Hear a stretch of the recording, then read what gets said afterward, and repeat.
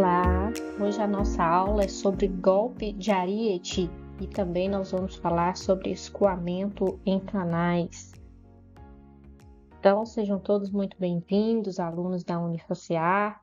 Então, nossa aula de hoje, como eu falei anteriormente, nós vamos ver hoje sobre golpe de ariete e vamos falar também sobre escoamento em canais. Então, aqui nessa imagem aqui, eu trouxe para vocês aqui um exemplo de um canal, né, um curso d'água aqui, para mostrar, para exemplificar um canal. Então, um canal d'água, um curso d'água, tá bom? Então, aqui, o que nós vamos ver?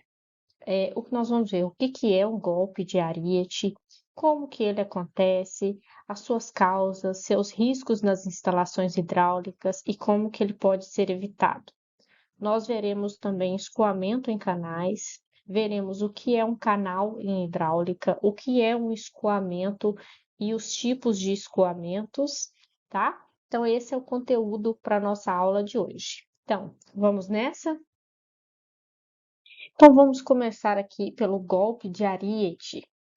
Então, numa tradução literal, né, da palavra ariete, ela significa carneiro e pode também, né, vir aí como uma outra entrada, né, uma tradução de vai e vem. Então, essa é uma tradução literal da palavra ariete. Mas a ariete também, ele era uma máquina, né, de guerra que era muito usada nas idades média e na idade antiga. Quando eu mostrar para vocês a imagem, vocês vão conseguir entender melhor. Então, vocês vão perceber que em algum momento, em algum filme medieval, que vocês já devem ter visto essa máquina, né, de guerra, ela sendo utilizada nas cenas em que os soldados eles cercavam uma muralha, e eles tentavam romper o portão principal para entrar na cidade inimiga. Então, o ariete, ele é a arma usada para isso. Ele era construído por um tronco de grandes dimensões e em uma das suas pontas era acoplada uma testa de ferro ou uma testa de bronze que ela podia muitas das vezes ter o formato da cabeça de um carneiro. E isso remete ali ao animal que vive, né, dando cabeçadas nos seus oponentes, né?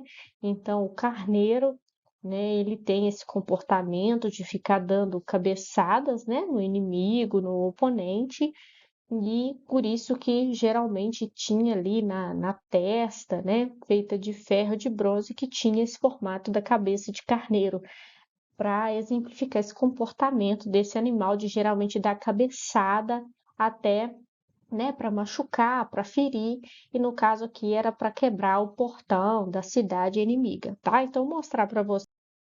Então, essa aqui, ó, que era, né, o modelo é a arma utilizada, né? Então, aqui nós temos aqui as pessoas carregavam esse grande tronco aqui, e na ponta tinha aqui essa cabeça feita aqui, que tinha a cabeça de um cordeiro, tá? Então, os arietes, eles podiam ser portáteis, né? Então, dessa forma que as pessoas carregavam, ou então eles podiam estar acoplados a um carro, lógico, o carro da época, né? E o seu princípio era simples. Os soldados, eles o levaram até a porta da muralha, né? Levavam em conjunto, que era pesado, né? Um tronco pesado, que era um tronco de árvore, né? E eles faziam a testa do ariete chocar contra os portões, e aí aos poucos ia se destruindo a estrutura da entrada e abria-se caminho para o restante do exército. Então, essa figura que apresenta nesse modelo utilizado na época. Então, esse aqui que é, né, para quem então não conhecia essa ferramenta, né, esse aqui que é o ariete, tá? Que a gente vê muito nesses filmes medievais, que fica ali tentando derrubar o portão da muralha, o portão da cidade inimiga, tá? Então, tá aí, hidráulica também é história para vocês, tá bom? Então, vamos continuar. Então, essa arma de guerra aqui, ela nos leva ao que hoje, o que que tem a ver essa arma de guerra com os dias atuais, né? O que que tem a ver isso com a hidráulica? Então, esse golpe de ariete na hidráulica, né, é um fenômeno que ocorre no interior das tubulações. Isso que as tubulações que conduzem tanto a água fria quanto também água quente sob pressão. E quando essa mesma água, ao escoar pelos tubos em alta velocidade, é bruscamente interrompida. Ou seja, né, traduzindo isso aí, o forte impacto que atinge o sistema hidráulico quando uma saída ou uma válvula é fechada. Ou seja, fechou de uma forma brusca, de uma forma repentina, esse impacto que atingiu ali o sistema hidráulico quando ali uma saída ou uma válvula é fechada, essa forma repentina é o golpe de Ariete. Então, esse fenômeno que a gente chama de golpe de Ariete. Então, e o motivo é simples, tá? Quando uma saída é aberta, o fluxo de água passa pelo sistema de tubulação e assim que se fecha a saída, o fluxo é interrompido e a água tende a fluir por dentro dos tubos. Quando o refluxo, tá? No caso aí a questão do refluxo.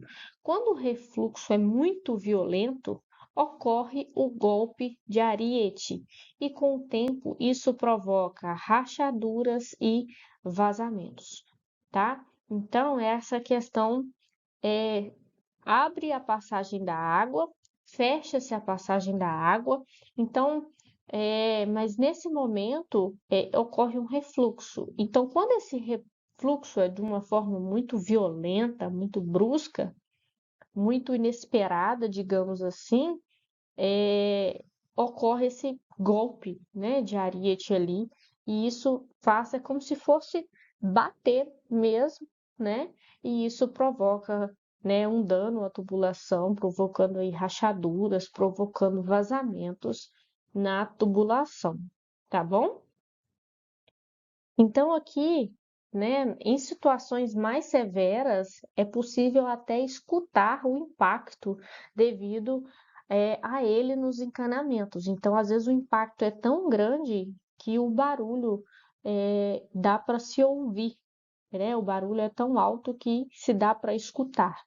Então, vamos imaginar que uma tubulação, né, um encanamento, ele está ali dentro, né? Vamos pensar uma tubulação, digamos, para ficar mais simples, convencional, que está ali dentro, né, digamos, escondida, de concreto, está dentro da parede e dá para escutar, então é porque o impacto é muito grande, tá? Então, aqui nessa figura aqui, a gente tem como que acontece o golpe de Ariete. Então, primeiro aqui na figura 1, na parte 1, nós temos aqui uma válvula que está aberta. Então, aqui a válvula aberta, o fluxo está ocorrendo aqui de forma normal. Então, tranquilo, o fluxo aqui ocorrendo normal. Na parte 2, nós temos aqui, ó, a válvula é fechada, ocorre um fechamento rápido, né? A válvula fechou. Então, aqui, fechou a válvula. Aí, aqui na parte 3, a válvula fechou. O que que vai acontecer? Essa água aqui, que digamos, ela precisa voltar. Ela tem um espaço aqui, então ela fica aqui, ó, vai ocorrer um refluxo dessa água, que é aqui onde, de sobrepressão, alarga o tubo. Então, ocorre aqui um alargamento do tubo, tá? Então, aqui é onde essa parte de que tem o refluxo. Nessa parte aqui, a válvula ainda, né, tá fechada. Então, aqui, onda de pressão sofre reflexão. Essa questão aqui, ó, do refluxo, tá aqui, tá? Porque a água volta de uma vez, vai até lá em cima, volta, e aqui é onde ela atinge aqui embaixo, né, na válvula, onda de pressão atinge a válvula, tá? Aí aqui, onde que ela atingiu a válvula, e aí nós temos a questão como que atinge aqui o golpe de Ariete, tá ok? Então, aqui nós temos as várias etapas para vocês entenderem como que funciona. Abre a válvula, passa o fluxo, fecha a válvula, a água tende, né? Retorna, mas aí não tem para onde ela voltar, né? Voltar nesse aqui, nessa parte da tubulação. Ela alarga o tubo, ela tende a retornar, mas a válvula está fechada, e aí ela faz aqui, onde ela faz o barulho, onde ela faz o impacto e ocorre o golpe de ariete. Então, o golpe de ariete, ele é um fenômeno hidráulico onde o fluido, ele literalmente, a gente pode falar que ele dá marteladas no interior da tubulação.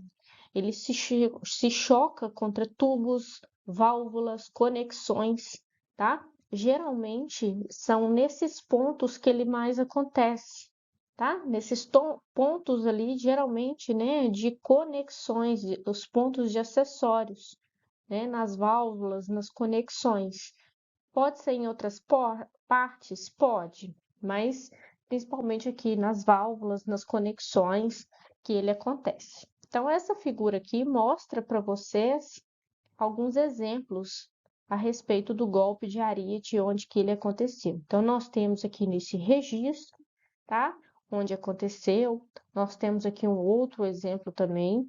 Então, assim, o dano que ele causa é um dano considerado grave, é um dano grotesco, é um dano que precisa ser corrigido, tá? Porque pode ocorrer vazamento. Então, é um dano que realmente precisa ser considerado, precisa ser pensado para poder ser evitado. Então, nós temos aqui também outro tipo de dano que ele pode causar, porque realmente é um dano, é muito forte essa, digamos, martelada que esse golpe ele faz, tá? Então, como que acontece? Normalmente, pelo efeito da obstrução do fluido com o fechamento de alguma válvula de forma repentina, por quedas de energia, isso pode ser um motivo também, tá? Então, o fluido está passando, houve uma queda de energia, o fluido para, e aí os sistemas são desligados, e aí depois, né, eles são religados, então isso pode ser um motivo, ou ainda pode ser também acúmulo de ar dentro do fluido, e isso causa ali bolsões compressíveis, pode ser um outro motivo também. Então, o fluido ele precisa ali, né, ocupar o espaço dele junto com o ar, então isso pode ser um motivo também. E quando uma válvula é fechada de forma repentina, usualmente válvulas de esfera, borboleta ou retenção, a energia de velocidade é transformada em pressão. Ou seja, se é transformada em pressão, nós temos essa pressão, depois ela gera, né, um impacto maior na tubulação e vai fazer um impacto, né, um estrago maior ali, né, na tubulação, que foram aquelas imagens que a gente viu que estraga, né, causa ali danos à tubulação, sendo necessária até a troca de alguns encanamentos, alguns tubos, tá? Causando aí perda de tempo, causando aí também atrasos, dependendo do que se transportando nesse fluido, tá bom? O fluido, né, obstruído ali pela válvula, tende a retornar no sentido contrário ao de escoamento. Foi o que a gente viu naquela figura que eu mostrei para você, se não me engano, a figura 2, né? Ele tende então a retornar ali, ele faz o sentido contrário, que ele tem o impacto, aí ele tende a voltar, e aí ele choca-se com o fluido que ainda está tentando escoar no seu sentido natural, né? Tem um fluido que ainda está indo no caminho natural, mas o outro já chegou ali, que fechou. Então, um fluido, ele, como se fosse, ele bate no outro, né? Então, isso acontece devido à inércia, e isso cria ondas de choque ao longo da tubulação, e isso vai diminuindo, né? Isso vai diminuindo com a acomodação do fluido e a estabilização da pressão. Quando ocorrem quedas de energia e retomadas seguintes, ou nas partidas de bombas, a alta velocidade inicial do fluido, ela pode também causar batidas nos pontos de bloqueio, em estrangulamento ou ainda em mudanças de direções, tá? Então, isso também é um outro motivo. Então, mudou de direção, o fluido estava indo em determinada, uma certa distância em linha reta, e vira, por exemplo, à direita ou à esquerda, então ele muda de direção. Por exemplo, se na partida de uma bomba pode acontecer, então ligou a bomba, então isso pode acontecer. A velocidade inicial de uma máquina pode ser que a velocidade inicial, né, da partida em uma máquina pode ser que seja maior até a máquina estabilizar e depois diminua a velocidade. Então, a velocidade desse fluido, então isso pode causar essas batidas nesses pontos de bloqueio, tá? Então, essas paradas que acontecem, que podem ser programadas ou não, geralmente encontram, né, bolsões de ar que agravam a onda de choque, onde o ar pode ser comprimido, causando excessos de pressão e verdadeiros bólidos dentro de tubulações, tá bom?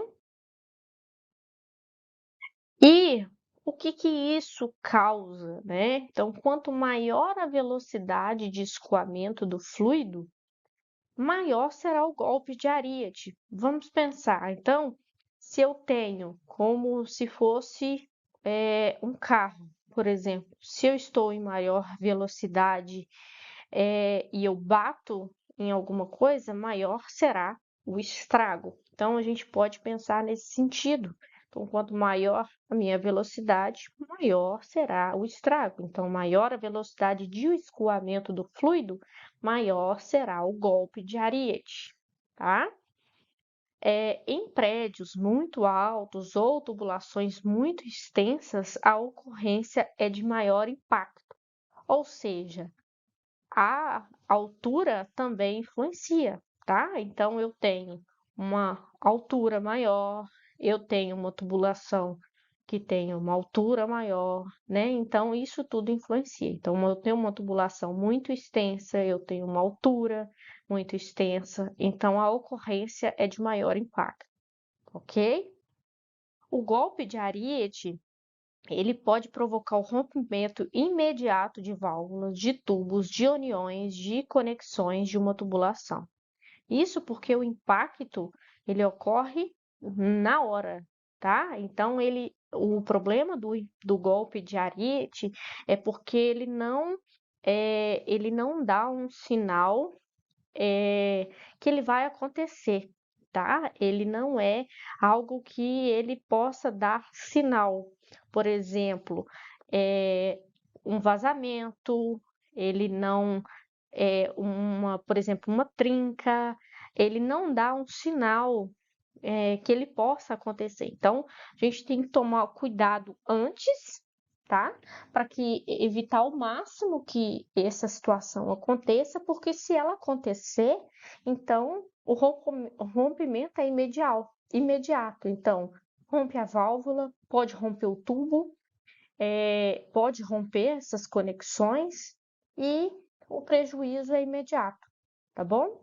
Então, ela não, digamos que é um estrago, né? É algo que acontece sem previsão. Então, ao longo do tempo, os ciclos de batidas no golpe de Ariete, eles fragilizam as tubulações e os seus componentes, causando aí manutenções recorrentes, além de danificar bombas e motores, além do incômodo do barulho causado pelas, digamos, as marteladas na tubulação, em alguns casos, chegando até a ser insuportáveis a questão do barulho, tá? Então, a única coisa que o golpe de Ariete ele pode avisar é a questão quando ele tem barulho. Porque quando tem barulho, essa tubulação está fazendo muito barulho, então tem algo de errado. Então, quando tem barulho, é, é possível verificar, tá? Então, se tem barulho, vamos verificar, vamos ver o que está acontecendo. Se não tem o barulho, né, não dá-se para identificar. Então, essas questões da manutenção, então, se ocorre uma vez, de quanto em quanto tempo precisa trocar, de quanto tempo precisa se fazer essas manutenções, né? Porque fica fragilizado assim essa tubulação e todos esses componentes, né? As válvulas, os tubos, as uniões, as conexões, todas as partes que compõem ali uma tubulação, né? Porque isso, imagina, isso danifica tudo, né? Todo o sistema de bombas, o sistema de motores, essa questão também das pessoas que trabalham nesse ambiente, se são pessoas ali, uma casa de manutenção, uma casa de bombas, se isso acontece, como que fica ali com esse barulho insuportável acontecendo o tempo todo. Então, é uma questão que precisa ser realmente evitada. Então, como que a gente evita isso, tá? Então, algumas medidas, elas podem sim ser realizadas. E como que a gente faz? Então, a gente tem utilização de válvulas redutoras de pressão. Então, a gente vai reduzir a pressão, porque a gente reduzindo a pressão, a gente reduz esse impacto, né? Reduz a pressão, reduz o impacto, e aí a gente diminui a chance que, para que essa martelada, digamos assim, ela ocorra de uma forma mais leve, para que assim não ocorra esse estrago, né? Esse dano à tubulação. A gente pode também fazer o acionamento lento das válvulas de bloqueio, tá? Então, é uma forma também. Então, quando vai acionar uma válvula, então, ao invés de acionar essa válvula de uma vez, a gente pode fazer de forma lenta, mais devagar, para que assim o fluido, né, ele possa ocorrer de uma forma mais gradativa, né? Tanto para na hora questão de abrir, mas principalmente na hora de bloquear o fluido, então pode ser de uma forma mais lenta, não seja de uma forma repentina, de uma forma brusca, para que, digamos, o sistema, né, a tubulação ali não tenha digamos, esse choque, esse sofrimento de bloqueio ali que foi fechado o fluido, né? A gente pode também fazer a aplicação de sistemas de controle na partida das bombas de forma a elevar sua potência de forma gradativa. Então, a gente, na hora de ligar, né, uma bomba, de dar partida na bomba, a gente começa com uma potência menor e vai aumentando a potência de uma forma gradativa, ou seja, aos poucos, ao invés de começar com uma potência mais alta, a gente inicia com uma potência mais baixa e vai aumentando essa potência aos poucos, de forma gradativa, para que assim o sistema não sofra, né, o sistema de tubulação, ele não sofra tanto impacto. Agora eu vou falar para vocês aqui um pouco sobre escoamento em canais, tá? Então, essa parte agora aqui do golpe de Ariete foi. Então, espero que vocês tenham entendido, né? Eu particularmente acredito ser um assunto bem legal. Então, vamos falar agora aqui de escoamento em canais. Os canais, eles são condutos nos quais a água escoa, apresentando superfície sujeita à pressão atmosférica. Então, o que que é isso? O que que é traduzindo para vocês, um canal, um rio, por exemplo, é um exemplo de um canal, porque a água passa por ali, a água está escoando e apresenta superfície sujeita à pressão atmosférica, ou seja, ali está sujeito à pressão atmosférica. Então, o rio ali, a pressão atmosférica, né, está atuando sobre aquela água ali, está a céu aberto, digamos, em outras palavras, está a céu aberto, está sob a pressão atmosférica, tá bom?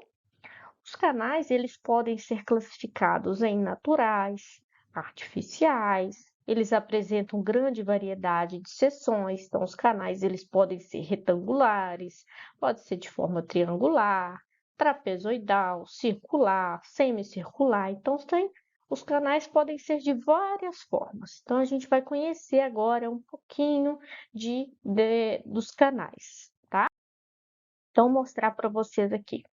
Os canais, pela classificação dele, né? Então, eles podem ser classificados como naturais ou os artificiais. Os canais naturais são os cursos d'água que existem aí na natureza. Então, são os córregos, são os rios. Então, a gente tem aqui, ó, esse córregozinho aqui. É um curso d'água natural, ele já existe, ele já está ali, né? O homem, né? O homem, o ser humano, ele não foi lá, não foi ele que criou, já existe ali, né? A própria natureza abriu esse caminho, tá bom? Então, isso aqui é um córregozinho. A gente também pode ser um rio, foi a própria natureza que abriu esse caminho. Então, é, é um curso aqui, é um canal natural, tá? Então, pode ser aí um córrego, pode ser um rio, pode ser uma nascente, isso é um canal natural. Temos aqui um canal artificial. O que que é um canal artificial? São os de seção aberta, mas ele também pode ser de seção fechada. Isso foi construído pelo ser humano, tá? Então, o homem, ele foi lá e criou esse canal para a água passar. Pode ser canal de irrigação, pode ser os aquedutos, podem ser as galerias, podem ser os coletores, tá? Então, um exemplo aqui, ó, é um canal artificial. Então, nós temos aqui o canal, a água passando, mas a gente pode perceber que aqui, olha, nós temos aqui um muro que foi construído, então a água ela é induzida a passar por aqui. Então, esse canal não foi a natureza que abriu espaço para ele poder passar, né? Foi o homem, foi a natureza, não, foi o homem, foi o ser humano que abriu esse canal aqui e falou assim: ó, água, você tem que passar por aqui. Seja por qual motivo for, foi, sei lá, para construir uma rodovia aqui do lado, uma BR aqui do lado, aqui do outro lado, foi porque estava tendo enchente, foi necessário. Não sei por qual razão, mas foi necessário abrir aqui um canal artificial, tá? Então isso pode ser, tem vários tipos de canais artificiais, tá? Pode ser de várias formas. A gente tem também os canais de irrigação. Então, esse aqui é um exemplo de canal artificial, tá ok? Nós temos aqui, ó, são os exemplos de escoamentos em canais. Nós temos redes de drenagem subterrânea, nós temos galerias de águas pluviais, nós temos redes de esgoto, nós temos canais de irrigação e nós temos arroios ou cursos d'água. Tudo isso aqui são exemplos de escoamentos em canais, onde passa, né, onde tem algum escoamento dentro desses canais, tá? Então, galerias de águas pluviais. Então, tem água passando dentro desse escoamento. Rede de esgoto, tem esgoto passando, é um tipo de escoamento que passa nesse canal, tá? Canais de irrigação, também é água passando ali, mas para outro fim, né? Para irrigar a plantação. Escoamento não quer dizer somente de água limpa, o escoamento, o fluido que está ali dentro, é, não importa o que tem ali dentro, o escoamento, o fluido, o que tem ali dentro. Então, aqui são alguns exemplos para vocês de escoamento em canais, tá? Agora a gente vai ver aqui a classificação dos escoamentos. Então, os escoamentos eles são divididos, a gente vai ver primeiro na classificação dos escoamentos em relação ao tempo. Em relação ao tempo, ele pode ser dividido em permanente e não permanente. Permanente significa que a velocidade local, num ponto qualquer da corrente, ele permanece invariável no tempo, ou seja, ele não varia no tempo, tá? Portanto, os demais parâmetros hidráulicos de uma mesma seção molhada, como profundidade, vazão, área molhada, etc., são constantes, tá? Então, por isso que chama permanente. É porque os parâmetros hidráulicos são constantes. E entre as diversas seções do canal, existe uma continuidade de vazão. Então, é sempre constante, tá bom? Então, em relação ao tempo, quando fala permanente, é que existe uma continuidade de vazão, tá bom? Agora, quando se fala em não permanente, nós temos a velocidade em um certo ponto, ela varia com o passar do tempo, tá bom? Assim, não existe uma continuidade de vazão e as características do escoamento dependem do momento e do ponto considerado. Então, é o contrário do outro. Esse tipo de escoamento ocorre, por exemplo, quando da passagem de uma onda cheia através de um canal, tá? Então, o permanente ou não permanente, um é contrário do outro. No permanente, então vamos considerar, no permanente, a vazão, ela é contínua, ela é constante, tá? E no permanente, no não permanente, não existe uma continuidade de vazão, tá bom? No que diz respeito em relação ao espaço, o espaço uniforme, quando as velocidades locais, elas são paralelas entre si e constantes ao longo de uma mesma trajetória. As trajetórias, elas são retilíneas e paralelas entre si. A linha d'água é paralela ao fundo e, portanto, a altura d'água é constante. Só é estabelecida em canais muito longos e em trechos distantes de suas extremidades. São condições especiais muito difíceis de se obter na prática, tá? Então, em relação ao espaço, a gente tem essas duas condições, uniforme, não uniforme ou variado. Essa condição uniforme aqui é uma condição especial, é difícil de se obter na prática, tá bom? Porque isso aqui é uma velocidade constante ao longo de uma mesma trajetória, então é muito difícil. E a gente tem essa aqui, que é o não uniforme ou variado. Então, ocorre essa variação. Então, é quando as trajetórias não são paralelas entre si e a declividade da linha d'água não é paralela à declividade de fundo, e os elementos característicos do escoamento variam de uma seção para outra. Nesse caso, a declividade de fundo, ela difere, ou seja, é diferente da declividade da linha d'água. É o regime que necessariamente ocorre nos canais naturais e o mais frequente nos canais artificiais, tá? Então, esse é o que ocorre, nos canais tanto os naturais e principalmente nos canais artificiais. É o que a gente trabalha na prática, tá bom? Que é o não uniforme ou também chamado de variado. Nós temos aqui agora, nós vamos ver a fórmula de Manning. O que é a fórmula de Manning? A fórmula de Manning, ela foi proposta em 1889 e atualmente ela é uma das fórmulas mais utilizadas nos cálculos de escoamento em superfícies livres. O conduto livre, também chamado de superfície livre, é o conduto em que o escoamento no líquido acontece com a pressão atmosférica atuando na superfície do líquido. Nesse tipo de escoamento, o conduto pode ser totalmente aberto, no caso de canais fechados, ou fechados, como em galerias de águas pluviais, tá? Nós temos aqui, ó, a equação de Manning. Essa aqui foi a primeira equação de Manning. Por que a primeira? Porque nós temos outra, tá? Então, a primeira equação de Manning foi essa aqui, onde nós temos que C é igual ao raio hidráulico elevado a 1/6 dividido por N, sendo que C é o coeficiente da fórmula de Chese, que varia com o fator de atrito das paredes do conduto. O RH é o raio hidráulico, que é a razão entre a área molhada e o perímetro molhado.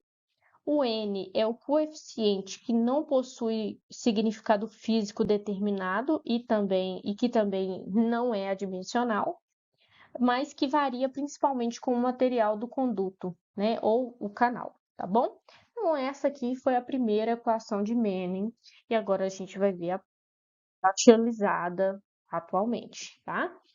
Importante aqui, A equação de Manning ela é válida para escoamentos permanentes, uniformes e turbulentos rugosos, com elevado número de Reynolds, tá? Então, a gente falou lá atrás dos não uniformes, mas a gente trabalha com o escoamento, digamos, ideal, tá? Então, nós vamos trabalhar, sim, com a fórmula de Manning. Então, o Manning, ele reajustou fórmulas e ele chegou à seguinte equação, que hoje é a famosa fórmula de Manning. E nós temos N vezes Q dividido por I, I zero, tá? Que multiplica A vezes raio hidráulico elevado a 2/3, onde N é o nosso coeficiente que varia principalmente com o material do conduto ou o material do canal. N ele é um valor tabelado, tá? Então, geralmente a gente não calcula N, ele é um valor tabelado. Q é a vazão de escoamento dada em metros cúbicos por segundo. E zero é a declividade longitudinal do canal. Então, é a nossa inclinação dada em porcentagem e nós vamos dividir essa porcentagem por 100. A nossa área em metros quadrados e o raio hidráulico em metros, tá? Então, nós vamos fazer um exemplo aqui, tá? Vamos fazer um exemplo para a gente aplicar a fórmula de Manning. Então, nós temos aqui, ó, uma calha de telhado retangular de PVC, foi dado o valor de N 0,011, que suporta sistemas de águas pluviais e a inclinação da calha é de 1%. Aplique a fórmula de Manning para encontrar a vazão da calha. Tá, nós temos o material, que é o PVC, nós temos N, nós temos a inclinação, a situação diz que é para aplicar a fórmula de Manning, está pedindo a vazão. Nós temos as medidas, 150 milímetros e 80 milímetros. É um telhado de calha retangular. Ok, temos opções. Fórmula de Manning, tá aqui a fórmula de Manning atualizada, que nós vimos. Vamos descobrir a área, nós vamos precisar da área, né? Então, vamos calcular, porque nós temos N, que é quem nós estamos querendo descobrir. Vamos descobrir o valor da área. A calha tem um formato retangular. Então, qual que é a área para um retângulo? Base vezes altura. Base vezes altura deu 12.000 milímetros quadrados, né? Faltou o quadrado. Então, isso em metros quadrados, 0,012 metros quadrados. Cálculo do raio hidráulico. Para o cálculo do raio hidráulico, devemos antes calcular o perímetro molhado, e por isso a face superior não é considerada, pois não está em contato com a parede do tubulação. Então, no perímetro aqui, pessoal, por que não entra a parte de cima? Nós vamos considerar aqui 0,15, 0,8 e 0,8. Por que o outro 0,15 não entra? Porque é a parte de cima do escoamento. Então, o que está em contato com, digamos, a pressão atmosférica, não entra, é só aquela parte assim, ó. É só a parte do canal, tá? Então, por isso que a parte de cima não entra, porque não é fechado, tá? Então, a face superior não entra. Então, nós temos 0,15 mais 0,08 mais 0,08, 0,31 metros. É o perímetro. Então, nós temos aqui que raio hidráulico é a área que nós calculamos aqui. Nós temos aqui o perímetro que nós acabamos de calcular 0,31. Temos o nosso raio hidráulico, dividiu aqui, 0,0387 metros. Valor de N foi dado no enunciado, 1%. Nós vamos dividir 1 por 100, tá? Porque aqui está em porcentagem. 1 dividido por 100, 0,01. Agora, nós temos todos os dados e vamos aplicar a fórmula de Manning e descobrir a vazão, tá bom? Então, primeiro, nós temos aqui a o valor que nós encontramos no slide anterior, nós temos que estamos tentando descobrir, nós também descobrimos no slide anterior. Esse valor, nós precisamos fazer primeiro a potência, tá? Primeiro a gente faz a potência, divide 2 por 3, eleva a potência, depois multiplica. Aqui também a gente faz primeiro a raiz de 0,01 e aqui depois a gente multiplica para achar o valor de Q. Encontrando o valor de Q, nós vamos encontrar que Q é igual a 0,01248 metros cúbicos por segundo. Então, nós descobrimos que, através da fórmula de Manning, que a capacidade da vazão da calha em questão é de 0,01248 metros por segundo, ou a gente pode passar metros cúbicos por segundo para litros, tá? Então, a gente tem aqui que em litros nós temos 12,48 litros por segundo, tá? É só fazer a transformação de metros cúbicos para segundo. Então, pessoal, atenção na fórmula anterior para não errar passo a passo, tá? A questão da potência, a questão da multiplicação, a questão da raiz quadrada, para que não errem o que vem primeiro para encontrar o resultado correto, tá bom? Só atenção quanto a isso. Então, nessa aula, o que a gente aprendeu? Nós vimos sobre o golpe de ariete, a sua história, o que é, como que acontece, a causa, como que se evita. Nós vimos figuras do dano, né, que causa a tubulação. Nós aprendemos sobre o escoamento em canais. Nós vimos o que é um canal, o que é um canal natural, o canal artificial, a classificação dos escoamentos. Aprendemos a respeito da equação de Manning. E agora, por último, nós realizamos um exemplo prático. Desejo para vocês bons estudos. Obrigado por vocês terem ficado até o final. E vejo vocês na próxima aula. Temos aqui a nossa lista de referências, quem desejar se aprofundar mais um pouco no assunto. E muito obrigada e até a nossa próxima aula.